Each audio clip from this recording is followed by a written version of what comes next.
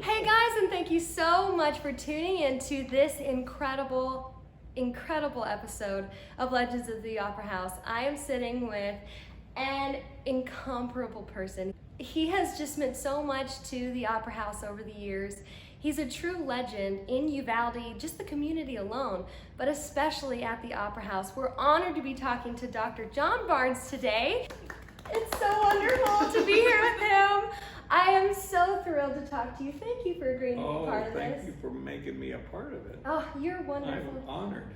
You have been in so many productions. In fact, if I'm right, you've been in over 14 plays and musicals. And that's not even including just the music groups that you've been a part of that have performed in your own concerts and in different variety shows. True. So I have a really hard question for you. Yes. What would you say has been your favorite production, your most memorable production? Oh, wow, that is if you had to narrow it down. Well, there's different ways of looking at it. For me, is how it's written. I mean, is it really, really well written? Like Roger and Hammerstein have a very, interesting way of doing everything. And then there's some of these that are not quite Roger and Hammerstein, like My Fair Lady or things like that. That are equally maybe good, but with a different slant on things. But for example, I love also not only the way it's written, but the cast members that are in it, and how well I get along with those cast members. Okay, I know this is a really tough one. You've been part of Uvalde's community for quite some time, but I want to know a little bit more about you. How did you get to Uvalde? Are you from Uvalde, or did you just get here as quick as you could? My wife wanted me to be here as quickly as I could. Okay. When I met her in doing theater at A&M, which is the place up there by Bryan College Station. That's where I knew that I was going to get interested in her.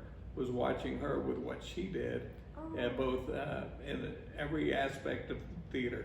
She can do it all. She can do makeup. She can do sets, she can do directing or whatever. But when I met her, and how wonderfully smart and funny she was, that's when I figured out that she might be worthy of hooking up with the Barnes family. I ended up finding her to be great, and she put up with me in my attempt at doing theater, and I was pretty much a lonely guy on stage where all I could do is attempt to sing and attempt to act. She could do all the other stuff. And I thought that was really fabulous. And so she was from Uvalde and always said that she wanted to eventually move back to Uvalde. Then I got into veterinary school, and I thought with veterinary school I could end up finding a place to live where I could move just about anywhere, and I could eventually go to Uvalde. Well, unfortunately I made a bet with her that once I got out of vet school, we would move to Uvalde as soon as we could, thinking there was no way that was going to ever happen.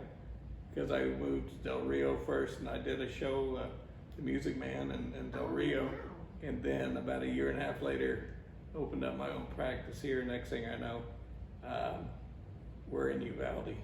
And so I had to abide by my promise. And when we got here, I remember both of us sitting in the Opera House and looking around at that Opera House. And if I recall, there wasn't a show going on at that moment, but we kept thinking, wouldn't it be great to do a show in this place? It is so beautiful and so historic and everything. And the next thing you know, after not too long, we ended up doing some shows. And unfortunately, I only had a few shows where she directed me, or I guess I wasn't in any shows in Uvalde at the Opera House anyway, where we got to act together. But she got to direct me a few times, which is something she may not want to admit was on purpose. But anyway, we ended up doing some fun things at the Opera House, and with her direction. And boy, we fell in love with the place and the people, and she'll have to tell you about her particular friends that did the behind the scenes stuff. So that's what started that, but I was afraid as a veterinarian, I may not have enough time to do anything. Right. Turned out, because I was a boss, I could kind of do what I wanted to. So it worked out really well for me. That's perfect. And I got to meet a whole lot of great people. That's wonderful. I'm so glad that you guys ended up being so involved at the Opera House. I can't even imagine our history without y'all, without your whole family being involved. I feel the same way. I'm really, really curious, just because my inner nerd heart needs to know. What was the first show you were part of? It was Arsenic and Old Lace, and that was in 1986. Oh, wow. And I moved here at the very end of 1985, I guess, December of 85. Okay. And so I played the lead male part, which Cary Grant, who wished he could have played me, played in the movie and everything. And I met some great people there. Well, in the show, if you're familiar with the show, there's two older, I think they were sisters, if I remember right, that had a boarding house. And I played their nephew. I had a very passionate director for that show. Anyway, it started in 86, and that's my first one. Why do you think people should support the arts, particularly the live arts in Uvalde at the Opera House? Well, the things that I love about live theater in general is just, at least in our town, is the ability to do so many things. For example, in Uvalde, you can actually do every part of the production. You can do, whether it's advertising, directing, assistant directing, lights, camera, actions, and all that. The show itself, the being in the show, sets, and all that. And of course, some companies and certain cities and things, depending on the directorship or whatever, will keep you from doing things like that. Wow. So in Uvalde, do you get a chance to be involved with the actual production and get your hands dirty in things that, you know, if you ever look at a movie and you see all those titles going by after a movie talking about, you know, whether it's cinematography or whatever and all that stuff, and you wonder about what would it take to do some of these things, makeup or whatever it might be. You kind of get a little bit of an experience of what that might be like, or what that's concerning, and what kind of skill set does that take. Right. And I think that's pretty nice, because I think there's some people that come out of an experience like in Uvalde and take that to the next step. So back to the other parts, as far as live theater, is there aren't a lot of people in individual cities, as well as you know, little cities and big cities and all that, where they actually get to see a live production with all the warts and everything that comes with it. But the other fun, I think, is fun. When I first started doing some theater here in Uvalde, being a veterinarian, I had a certain clientele. So when I get to work, it's amazing about how many people would come up to me and pat me on the back and say, "Hey, I saw you in that show, and I didn't know you could do such and such." Yes.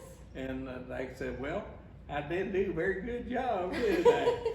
But they enjoy that second tier of stuff that you can do that they never would have anticipated. And I think that's great.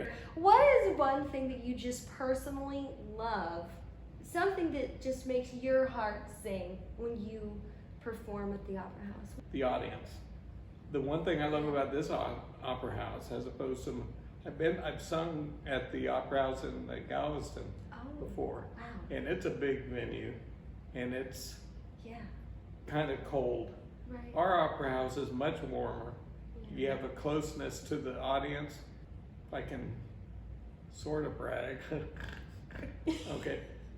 If I had the 4 hits and a miss, to this day, that is my favorite audience experience, because I think I received like maybe 2 standing ovations in those years that we did that. And to see those people, doing that because it's people I know. I've worked on that one's dog and this one's cat and all this kind of stuff, and then they stand up and cheer like that.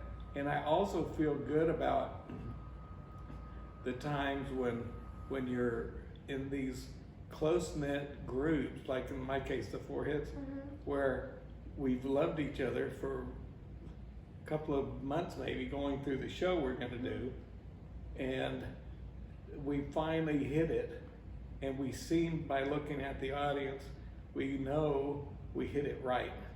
And hitting it right doesn't always happen, as you may know. Right. Every once in a while you hit it left. Yes. Yes. And so that was such a great feeling. And I love the idea in the Opera House that you feel like you're right there. Right. And especially in our little town, after you do a show, and like I'm thinking about, whether it's Oklahoma or South Pacific or whatever it was, is coming down that little bitty steps on the side, stage left and stage right, as we say, and then the audience flooding down those aisles to give you a pat on the back and all that kind of stuff. And it just amazes me how warm it feels. That's beautiful. It really does paint a picture of our town and our community supporting you, going to these things. That is bringing me to my very last question. What do you cherish the most about Uvalde as a town? Well, it kind of gets back in a different context, the audience that is Uvalde. My brother, years ago when I moved out here, he came to HEB. Back in those days, HEB was a completely different looking HEB than it is now. And he's from Austin. And he came in there and went to the store with me. I'd only been in town for maybe 2 or 3 years.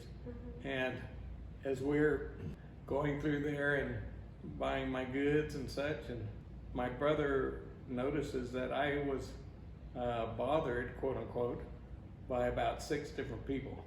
And we get in and get out. We weren't in there very long. And my brother said, "John, how do you handle that?" I said, "Handle what?" And he said, "All these people running up to you and bothering you." I said, this is the reason I'm here. Right. Is because of stuff like this. And I told him, I said, the idea of being in a town where you do get bothered, not only do those people know you, but they like you enough to bother you when you're in a store. If you're going downtown or whatever.